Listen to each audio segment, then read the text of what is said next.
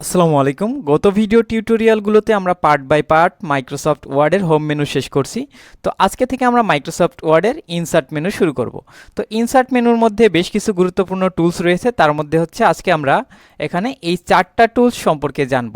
তো এই চারটা টুলসের মধ্যে আবার টেবিলটা খুবই গুরুত্বপূর্ণ। আমরা যে এই টেবিলটা আজকে বিস্তারিত জানার চেষ্টা করব।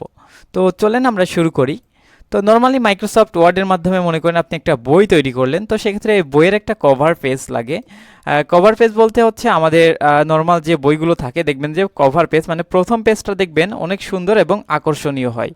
তো আমরা যদি এমন একটি আকর্ষণীয় কভার পেজ নিতে চাই তাহলে এখানে রয়েছে দেখেন কভার পেজ। তো আমরা সেই কভার পেজের উপরে মাউসের কার্সার নিয়ে যাব। দেখেন মাইক্রোসফট ওয়ার্ড নিজেই বিল্ট ইনভাবে অনেক কভার পেজের ফরম্যাট দিয়ে রাখছে। তো আমরা চাইলে এগুলো থেকে যে কোনো একটা ব্যবহার করতে পারবো। তবে প্রফেশনালভাবে সাধারণত এই কভার পেজগুলো ব্যবহার করা হয় না। তো আমরা আপাতত এখান থেকে একটা কভার পেজ ব্যবহার করছি। তো আমরা এখানে কভার পেজ দিলাম, দেন হচ্ছে কভার পেজ দেওয়ার পর একটা টেমপ্লেট দিয়ে দিল, দেন হচ্ছে আমরা এখান থেকে এইগুলোকে মুছে দেব। এখানে তাদের যেগুলো দেওয়া আছে ডিফল্টভাবে সেগুলো মুছে, সাপোজ আমি এখানে লিখলাম কম্পিউটার অফিস অ্যাপ্লিকেশন। আমার বইয়ের নাম মনে করেন কম্পিউটার অফিস অ্যাপ্লিকেশন, সেজন্য আমরা কম্পিউটার অফিস অ্যাপ্লিকেশন লিখে দিচ্ছি। Company name.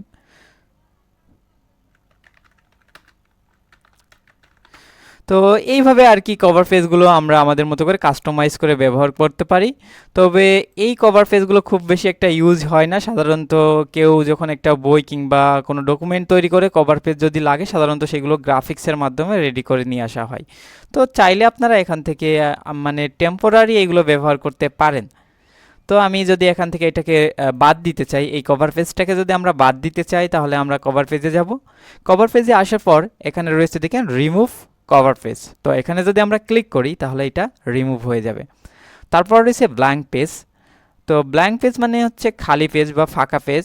তো আমার এই ডকুমেন্টে দেখেন, আমার এই ডকুমেন্টে বেশ কিছু পেজ রয়েছে। এখানে টোটাল পেজ রয়েছে তিনটা। এখানে দেখেন রয়েছে তিনটা পেজ রয়েছে, আমরা 3 নম্বর পেজে আছি। তো আমি মনে করেন এই ডকুমেন্টের শেষের দিকে একটা পেজ নিতে চাচ্ছি। আমি যদি শেষের দিকে পেজ নিতে চাই তাহলে অবশ্যই আমার একদম শেষে কার্সার রাখতে হবে। কার্সার রাখার পর আমরা যদি এখানে ব্ল্যাঙ্ক পেজে ক্লিক করি তাহলে দেখেন আমাদের এখানে অলরেডি একটা পেজ দিয়ে দিয়েছে, ফাঁকা পেজ বা খালি পেজ দিয়ে দিয়েছে। এটা ব্ল্যাঙ্ক পেজের মাধ্যমে আপনারা নিতে পারবেন। তো এখন দেখেন আমার ডকুমেন্টে অলরেডি 4টা পেজ হয়ে গেছে, আমরা 4 নম্বর পেজে অবস্থান করছি। তো আমরা যদি এই ব্ল্যাঙ্ক পেজটা বাদ দিতে চাই তাহলে এখান থেকে আমরা মাউস থেকে ব্যাক স্পেস 2-3 বার ব্যাক স্পেস ক্লিক করলে হচ্ছে আমাদের এই ব্ল্যাঙ্ক পেজটা রিমুভ হয়ে যাবে। তো দেখেন আমাদের ব্ল্যাঙ্ক পেজটা অলরেডি রিমুভ হয়ে গেছে। তো এটা ছিল ব্ল্যাঙ্ক পেজ। আমরা যদি ডকুমেন্টের একদম শুরুতে ব্ল্যাঙ্ক পেজ নিতে চাই তাহলে আমার একদম প্রথমে কার্সার রাখতে হবে। রেখে আমরা যদি এখান থেকে ব্ল্যাঙ্ক পেজে ক্লিক করি তাহলে দেখেন আমার ডকুমেন্টের একদম শুরুতে একটা ব্ল্যাঙ্ক পেজ দিয়ে দিল। তো এটা যদি বাদ দিতে চাই, আমি যেখান থেকে হচ্ছে ব্ল্যাঙ্ক পেজটা নিয়েছিলাম সেখানে কার্সার রেখে কিবোর্ড থেকে 2 বার ব্যাক স্পেস দিলে আমাদের দেখেন ব্ল্যাঙ্ক পেজটা রিমুভ হয়ে গেল। ওকে। তো আশা করছি আপনারা বুঝতে পারছেন ব্ল্যাঙ্ক পেজ কিভাবে ব্যবহার করতে হয়। তো তারপর রয়েছে পেজ ব্রেক। পেজ ব্রেক মানে কি পৃষ্ঠার বিরতি। তো দেখেন আমার এই ডকুমেন্টে আমি চাচ্ছি যে এখান থেকে একটা পেজ ব্রেক হোক, মানে এই ডকুমেন্টগুলো যেন এই পেজে না থাকে, পরবর্তী পেজে চলে যায়। তাহলে আমরা কি করব, আমরা এখানে কার্সার রাখবো, রেখে যদি আমরা পেজ ব্রেকে ক্লিক করি তাহলে দেখেন একটা পেজের বিরতি পেলো। এখানে যে ডকুমেন্টগুলো ছিল সেটা পরবর্তী পেজে ব্রেক পেয়ে চলে গেল। তো এটা ছিল আর কি পেজ ব্রেক। তো এটা যদি আমরা বাদ দিতে চাই তাহলে আমরা কি করব, এখান থেকে ব্যাক স্পেস 2-3 বার ব্যাক স্পেস দিলে এটা ঠিক হয়ে যাবে। তো আশা করছি আপনারা এই পেজেস রিবনের টুলসগুলোর ব্যবহার সম্পর্কে জানতে পেরেছেন বা বুঝতে পেরেছেন। তো এবার হচ্ছে টেবিল। মাইক্রোসফট ওয়ার্ডে টেবিল খুবই গুরুত্বপূর্ণ একটি টুলস। তো টেবিল নিয়ে আজকে আমরা বিস্তারিত আলোচনা করব। তো আমি মনে করেন যে এখানে টেবিল নিব। তো টেবিল নেওয়ার জন্য আমরা এখানে টেবিলে যাব। টেবিলে যাওয়ার পর এখানে রয়েছে দেখেন, এখান থেকে আমরা এইভাবে টেবিলের ফরম্যাট নিতে পারবো। তো আমরা এইভাবেও নিতে পারি। আচ্ছা, আমি আপাতত এইভাবেই নিই। নেওয়ার পর এই টেবিলে লম্বালম্বি যেগুলো আছে এইগুলোকে বলা হয় কলাম। এই টেবিলে আমার মোট 3টা কলাম রয়েছে। এই যে এইটা একটা কলাম, এইটা একটা কলাম, এইটা একটা কলাম, টোটাল হচ্ছে আমার 3টা কলাম রয়েছে। আর রো রয়েছে এখানে আমার মোট 4টা। এই যে এইটা একটা রো, এইটা একটা রো, এইটা একটা রো, এটা একটা রো, টোটাল হচ্ছে আমার 4টা রো রয়েছে। তো আশা করছি আপনারা কলাম এবং রোকে চিনতে পেরেছেন। তো এবার রয়েছে সেল। প্রত্যেকটা যে ঘর রয়েছে এগুলোকে বলা হয় সেল। তো আমি এখানে কিছু একটা লিখি, নেম, ডিস্ট্রিক্ট, কন্ট্যাক্ট নাম্বার।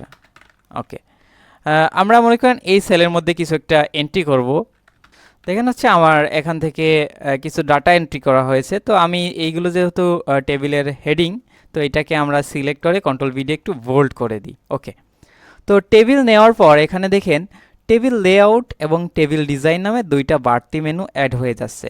তো আমরা হচ্ছে এই লেআউট এবং ডিজাইনের মধ্যে যে গুরুত্বপূর্ণ কিছু টুলস রয়েছে, এই টুলসগুলো সম্পর্কে আজকে জানবো। সাপোজ মনে করেন এই যে নেমের উপরে আমার একটা রো লাগবে, এখানে আমার একটা রো লাগবে, তো সেক্ষেত্রে আমাদের একটা রো ইনসার্ট করতে হবে। তো এটা করার জন্য দেখেন আপনার এই যে টেবিল লেআউট আছে, টেবিল লেআউটের মধ্যে রয়েছে দেখেন insert above.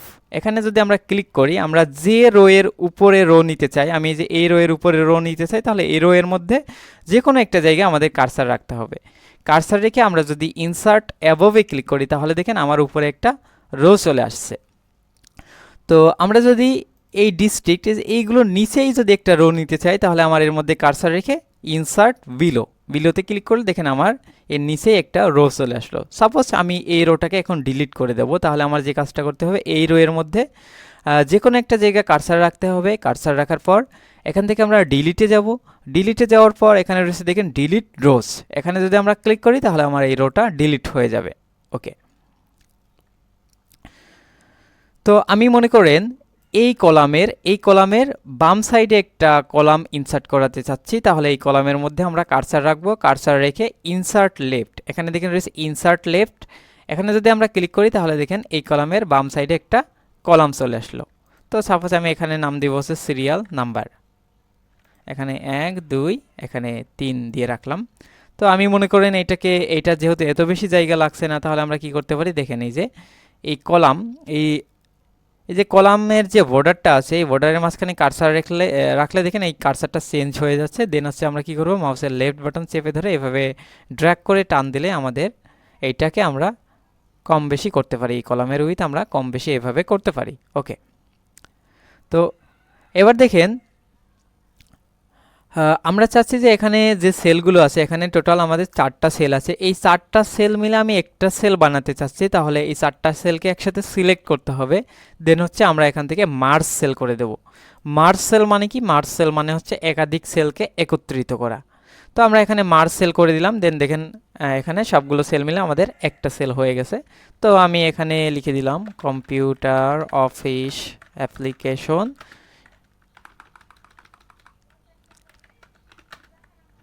Student list. Okay, তো আমি চাচ্ছি যে এই লেখাগুলোকে আমি চাচ্ছি যে এটাকে একটু বড় করতে, এই রো এর হাইটটা একটু বেশি করতে। তাহলে আমরা এই যে এই রো এর যে কোনো এক জায়গায়, যে এখানে রয়েছে দেখেন বর্ডারের দাগ, যে কোনো এক জায়গায় মাউসের কার্সার নিয়ে গেলে দেখেন আমার দুই সাইডে যে মুভের মতো হচ্ছে। এবার মাউসের লেফট বাটন চেপে ধরে যদি আমি টান দিই, তাহলে এটা বড় হয়ে যাবে। তো এবার আমি চাচ্ছি যে এটা একদম মাঝখানে নিয়ে আসতে। তাহলে এই যে এখানে রয়েছে দেখেন অ্যালাইনমেন্ট। তো অ্যালাইনমেন্টের এই যে এখানে মাঝখানে ক্লিক করলে কি হবে, একদম সেন্টার অ্যালাইনে চলে আসবে। এবার যদি এটার ফন্ট সাইজ বাড়াতে চাই, তাহলে আমরা অলরেডি শিখেছিলাম হোম মেনু থেকে কন্ট্রোল শিফট গ্রেটার দ্যান দিয়ে শর্টকাটে কমান্ডের মাধ্যমে ফন্ট সাইজ বড় করা যায়। অথবা আপনি চাইলে হোম মেনুতে গিয়েও আপনি এই ফন্ট সাইজটা বড় করতে পারেন, তবে শর্টকাট কমান্ডের মাধ্যমে সাধারণত দ্রুত কাজ করা যায়। তো টেবিল লেআউটের মধ্যে আরও বেশ কিছু গুরুত্বপূর্ণ টুলস আছে। এখানে রয়েছে দেখেন অটোফিট মানে কি হচ্ছে, আপনার দেখেন এখানে আমার কন্টেন্ট যেমন হচ্ছে ডিস্ট্রিক্টের জন্য দেখেন আমার এত জায়গা লাগছে না, আবার নেমের জন্য এত কলাম উইথ লাগছে না। তো আমরা চাইলে যদি এখানে অটোফিটে ক্লিক করে যদি আমরা কন্টেন্ট করে দিই, তাহলে দেখেন যে কন্টেন্টের যতটুকু জায়গা লাগবে, যেমন দেখেন এখানে টোটাল টেবিলের আমার এতটুকু জায়গা লাগছিল, তো সেই অনুযায়ী আমাদের উইথটা নিয়ে নিবে, কলামগুলোর উইথটা নিয়ে নিবে।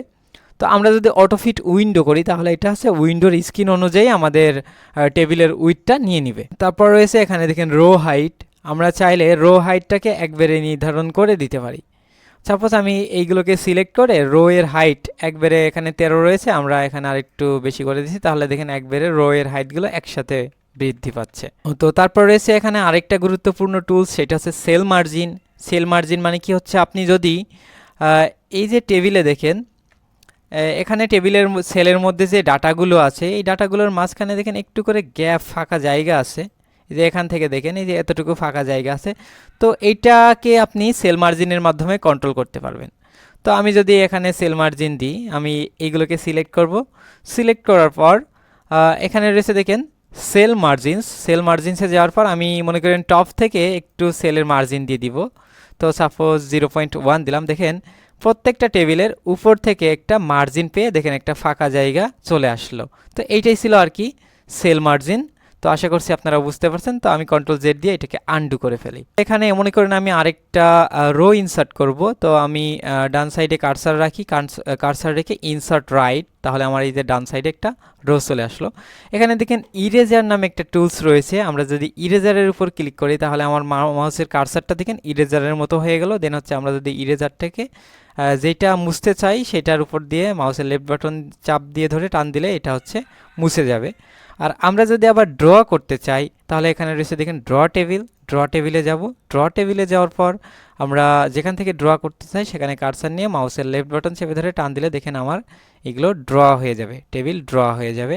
তো আমরা যদি এখান থেকে আবার টান দিতে চাই তাহলে দেখেন এই সাইড থেকে একটা কলাম তৈরি হয়ে গেল। তো এইগুলো আর কি আমরা ইরেজার এবং ড্র টেবিলের মাধ্যমে করতে পারবো। দেখেন এই যে এই কার্সারটা এখন যদি আমি চেঞ্জ করতে চাই তাহলে ড্র টেবিলের উপর আর একবার ক্লিক করলে আমার এটা নর্মাল অবস্থায় কার্সার চলে আসবে। তো এখানে আমি মনে করেন সবগুলো সেলকে একটা সেল বানাবো, তাহলে আমার এই সেলগুলোকে সিলেক্ট করতে হবে। সিলেক্ট করার পর মার্জ সেলস, এখানে যদি আমরা ক্লিক করি তাহলে সবগুলো সেল মিলে আমাদের একটা সেল হয়ে যাবে। এটার ফন্ট সাইজটা আমি একটু কমিয়ে দিই। তো এইটার উইডথটাকেও আমি একটু কমিয়ে দিই। ওকে, আপাতত এইভাবেই থাক, আমি এখানে লিখি। তো মনে করেন এটাকে আমি মাঝখানে নিয়ে আসতে চাচ্ছি, তাহলে অবশ্যই আমাদের টেবিল লেআউটের মধ্যে আসতে হবে। দেন এখানে অ্যালাইন সেন্টারে আমরা ক্লিক করব, তাহলে এটা আমাদের মাঝখানে চলে আসবে। তো এবার আমি চাচ্ছি এটার ডিরেকশনটা চেঞ্জ করতে, টেক্সট ডিরেকশন। তাহলে আমরা এই যে এখানে দেখেন এই লেখাটা সিলেক্ট থাকা অবস্থায় টেক্সট ডিরেকশনে ক্লিক করব। দেখেন এই যে এটার ডিরেকশনটা আমাদের চেঞ্জ হয়ে যাচ্ছে। তো এটাকে এবার আমরা চাইলে এটাকে এইভাবে কমিয়ে উইথটা কমিয়ে এইভাবে রাখতে পারি। তো আশা করছি আপনারা বুঝতে পারছেন টেবিল লেআউটের মধ্যে যে টুলসগুলো আছে এই টুলসগুলো ব্যবহার করতে পারলে আপনারা প্র্যাকটিক্যাল লাইফে অনেক কাজ করতে পারবেন। তো এবার আমরা একটু টেবিল ডিজাইনের মধ্যে থেকে দুই একটা গুরুত্বপূর্ণ টুলস সম্পর্কে আলোচনা করি। সাপোজ মনে করেন এইটার আমরা একটা শেডিং কালার দেবো, মানে এটার ব্যাকগ্রাউন্ডে একটা কালার দেবো। তাহলে হচ্ছে এখানে রয়েছে দেখেন শেডিং কালার, এই যে এখানে রয়েছে শেডিং কালার। আমরা এই সেলের মধ্যে কার্সার রেখে আমরা যদি শেডিংয়ে যাই, শেডিংয়ে যাওয়ার পর আমরা যেই কালার দিয়ে শেডিং করতে চাই সেই কালারের উপর ক্লিক করলে আমাদের এইটা দেখেন শেডিং কালারের মধ্যে চলে আসবে। তো আমি চাচ্ছি যে এইগুলোকেও শেডিং কালার দিতে, অন্য একটা কালার দিয়ে, তাহলে এইগুলোকে সিলেক্ট করব। দেন এখানে শেডিং রয়েছে, শেডিংয়ে যাব। শেডিংয়ে যাওয়ার পর আমরা যে কোনো একটা কালার দিয়ে দিচ্ছি। তো দেখেন এইটার উপর একটা শেডিং কালার চলে আসছে। তো তারপরে সে বর্ডার, তো বর্ডার স্টাইল। তো আমরা আমাদের টেবিলে দেখেন চারিদিক দিয়ে একটা করে বর্ডার আছে। তো এই বর্ডারটাকে আমরা চাইলে বাদ দিয়ে দিতে পারি। তো আমরা এই সেলগুলোকে সিলেক্ট করি, সেলগুলোকে সিলেক্ট করে যদি আমরা টোটালি বর্ডার বাদ দিতে চাই, এখানে রয়েছে দেখেন বর্ডারে যাওয়ার পর আমরা যদি নো বর্ডার করি তাহলে দেখেন এই টেবিলের বর্ডারগুলো আমাদের বাদ হয়ে যাচ্ছে। তো আমরা টোটালি পুরো টেবিলটাকেই সিলেক্ট করি, বর্ডারে যাই, নো বর্ডার। তো দেখেন এখানে আমাদের বর্ডারগুলো বাদ হয়ে যাচ্ছে। তো এটা যেহেতু সিলেক্ট ছিল না যার কারণে এটার উপর ইফেক্ট পড়েনি। তো আশা করি আপনারা বুঝতে পারছেন। এখন দেখেন বর্ডারগুলো আবার যদি দিতে চাই তাহলে এগুলোকে সিলেক্ট করব। সিলেক্ট করার পর বর্ডারে যাব, বর্ডারে যাওয়ার পর যদি অল বর্ডার দিই তাহলে চারিদিক থেকে বর্ডার চলে আসবে। সাপোজ মনে করেন আমি এর নিচের বর্ডারটাই, যে এই সেলের নিচের বর্ডারটা বাদ দিতে চাচ্ছি, এর মধ্যে কার্সার রাখবো। কার্সার রাখার পর বর্ডারে যাব, বর্ডারে যাওয়ার পর জাস্ট বটম বর্ডারটাকে তুলে দেবো, তাহলে দেখেন এর নিচের বর্ডারটা বাদ হয়ে গেল। কিন্তু এখানে কিন্তু ঠিকই সেলটা আছে। তো আমরা যদি বর্ডারটাকে আবার দিতে চাই বটম বর্ডারটা ইনেবল করে দেব। তো আশা করছি আপনারা বুঝতে পেরেছেন। তো এখন আমরা একটু পেন কালারটা দেখি। তো আমরা অনেক সময় বর্ডারের যে রং আছে এই রঙগুলোর পরিবর্তন করতে চাই। তো সেক্ষেত্রে আমাদের এই পেন কালারটা ব্যবহার করতে হবে। তো আমরা পেন কালারে যাচ্ছি। পেন কালারে আসার পর এখানে দেখেন আপনি কি কালারের বর্ডার দিতে চান। সাপোজ আমি হচ্ছে এখানে রেড অথবা গ্রিন না, আমি রেড কালার দিয়ে করি, রেড সিলেক্ট করে দিলাম। দেন হচ্ছে আমরা এই যে দেখেন বর্ডার পেইন্টার এটাকে তুলে দিচ্ছি। তো আমাদের বর্ডার কালারটা দেখেন এখন লাল সিলেক্ট আছে। এবার যদি আমরা সবগুলোকে সিলেক্ট করে আবার যদি বর্ডারে যাই, বর্ডারে গিয়ে যদি অল বর্ডার করি তাহলে দেখেন আমাদের বর্ডারের কালারগুলো পরিবর্তন হয়ে যাচ্ছে। আমরা যদি বর্ডারের যে উইথটা এটা পরিবর্তন করতে চাই তাহলে দেখেন বর্ডার এখানে রয়েছে কি 1/2 পিটি, আমরা এটাকে চাইলে বেশি করে দিতে পারি। সাপোজ 3 পিটি করলাম। দেন এটা হাইলাইট হয়ে আছে, এটাকে আমরা এখানে ক্লিক করে এটা বাদ দিয়ে দিলাম। দেন আমরা আবার সিলেক্ট করব এই লেখাগুলোকে। সিলেক্ট করার পর বর্ডারে যাব, বর্ডারে যাওয়ার পর যদি আমরা এবার অল বর্ডার দিই তাহলে দেখেন এইগুলোর বর্ডারের উইথ বেশি হয়ে গেল। আমরা চাইলে এইগুলোকেও সিলেক্ট করে করতে পারি, এগুলোকে সিলেক্ট করলাম, দেন আমরা বর্ডারে গিয়ে যদি আবার অল বর্ডার করি তাহলে দেখেন এই বর্ডারের উইথটাও বেশি হয়ে যাচ্ছে। ওকে, তো আশা করছি আপনারা বুঝতে পারছেন। আমরা যদি টোটালি বর্ডার আগের অবস্থায় নিয়ে আসতে চাই তাহলে আমরা পেন কালারটাকে অটোমেটিক করে দিই, এখান থেকে হাফ পিটি করে দিই, দেন হচ্ছে আমরা এখান থেকে এটাকে আবার সিলেক্ট করব। এটা বাদে সিলেক্ট হচ্ছে, তো আমরা এখান থেকে আবার সিলেক্ট করলাম, সিলেক্ট করার পর বর্ডারে যাচ্ছি, বর্ডারে যাওয়ার পর আমরা যদি নো বর্ডার করে দিই তাহলে বর্ডারগুলো বাদ হয়ে যাচ্ছে, আবার সিলেক্ট করে আমরা যদি অল বর্ডার করি তাহলে বর্ডারটা আবার চলে আসছে। তো আশা করছি আপনারা বুঝতে পারছেন এই টুলসগুলোর কাজ কি। তো এখানে আবার দেখেন টেবিল স্টাইল আছে, টেবিলের ডিফল্টভাবে কিছু স্টাইল তারা করে রাখছে, আপনারা চাইলে এই স্টাইলগুলো ব্যবহার করতে পারেন। তো আশা করছি আপনারা টেবিলের এই ব্যবহারটা বুঝতে পেরেছেন। এই টেবিলটা বেশি বেশি প্র্যাকটিস করবেন, কারণ মাইক্রোসফট ওয়ার্ডে টেবিলটা খুবই গুরুত্বপূর্ণ একটা টুলস, বিভিন্ন কাজে আপনার এই টেবিলের ব্যবহার করা লাগবে। তো আমি যদি টোটাল টেবিলটাকে বাদ দিতে চাই, এখানে দেখেন রয়েছে মুভের মতো একটা আইকন রয়েছে, এর উপর কার্সার নিয়ে যাব, এখানে একটা ক্লিক করব, দেন হচ্ছে আমরা যদি কিবোর্ড থেকে ব্যাক স্পেসে প্রেস করি তাহলে এই টেবিলটা টোটালি বাদ হয়ে যাবে। আমরা চাইলে টেবিলটাকে অন্যভাবেও নিতে পারি, এখানে টেবিলে যাওয়ার পর আমরা এই যে নর্মালি এইভাবে নিচ্ছিলাম, তো আমরা চাইলে এখান থেকে টেবিলে গিয়ে টেবিলের যে অ্যারো আছে এই অ্যারোতে ক্লিক করে এখানে রয়েছে দেখেন ইনসার্ট টেবিল। তো এখানে আসার পর এখন আপনি চাইলে এখানে বলে দিতে পারবেন আপনার এই টেবিলে টোটাল কয়টা কলাম লাগবে। সাপোজ আমার 3টা কলাম লাগবে এবং 10টা রো লাগবে, এই যে নাম্বার অফ রো, এখানে আমি যদি 10 দিয়ে দিই তাহলে দেখেন 3টা কলাম এবং 10টা রো দিয়ে আমার একটা টেবিল তৈরি করে দিল। তো আশা করছি আপনারা বুঝতে পারছেন যে কিভাবে টেবিলটা ব্যবহার করবেন। এইগুলো আপনারা বাসায় একটু বেশি বেশি প্র্যাকটিস করবেন, কারণ হচ্ছে এই টেবিলের উপরে আমরা একটা প্র্যাকটিক্যাল কাজ করব।